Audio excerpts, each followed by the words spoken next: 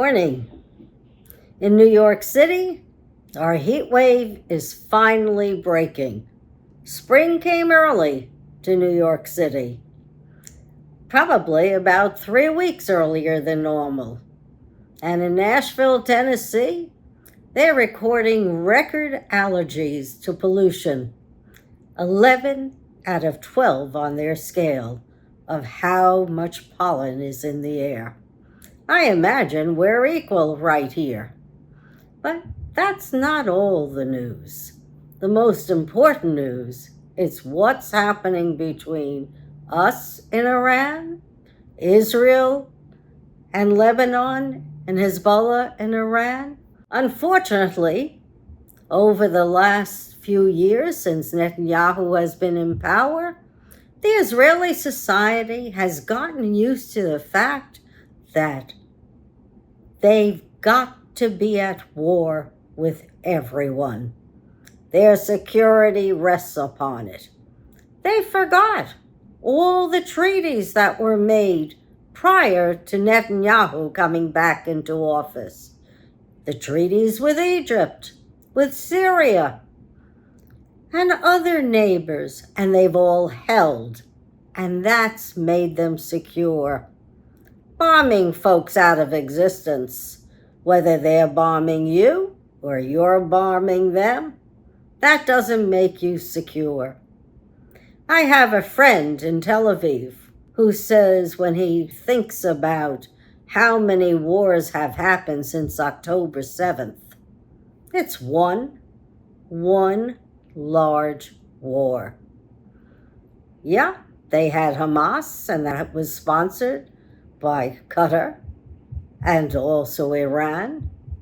And now they've got the bombing of Iran and the bombing of Iran again, and also clearing out their northern territory so they're safe from Hezbollah.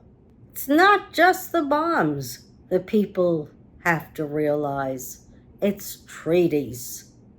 When the first treaty was made with Iran, with President Obama, and Obama selling the agreement to the American people, I sat in with Netanyahu, and I'll admit, I was on Netanyahu's side at the time because I felt the treaty didn't go far enough.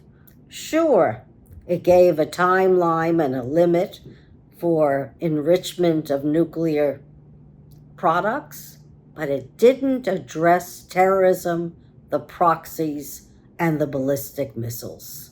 Do we still need all of them to be negotiated and not used on any other society? You bet. Would the people of Iran benefit? Absolutely. The people in Iran are 60% unemployed. Who's making the money in Iran? The Iranian Revolutionary Guards. That's who's making the money. They own the real estate. They own the telecommunications. They own the manufacturing. And they own the weapons. So, regime change in Iran is not easy because it is in the hands of a military junta that's not letting go of their power.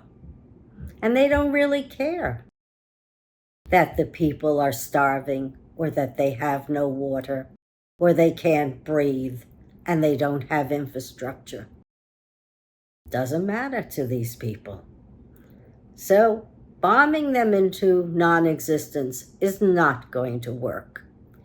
And Obama's agreement, as enforceable as it was, took 2 years with experts. And that's what we're going to need today. It's not going to be a once and done. And regime change, it's not going to happen. So there's got to be a lot of force put on the Iranian Guards. And Netanyahu is going to have to go back to the Israeli people and say, there can't be regime change in Iran. It's not in the cards. Oh, and as an added plus to why it can't happen, you've got Russia and China making sure the Iranian guards have whatever they need. They're circumventing all of our sanctions. They're circumventing any negotiations we may have that curtails nuclear weapons, that curtails ballistic missiles.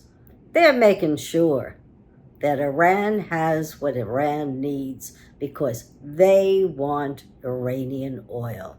For the United States, we don't happen to need Iranian oil, but we sure do need fertilizer and helium for our medical facilities. We sure need a lot of the products that come through the Straits of Hormuz. So the quicker our ceasefires go into a peace agreement, the better.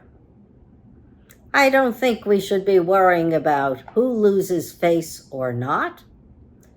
Nobody in that region has the military capability that they had.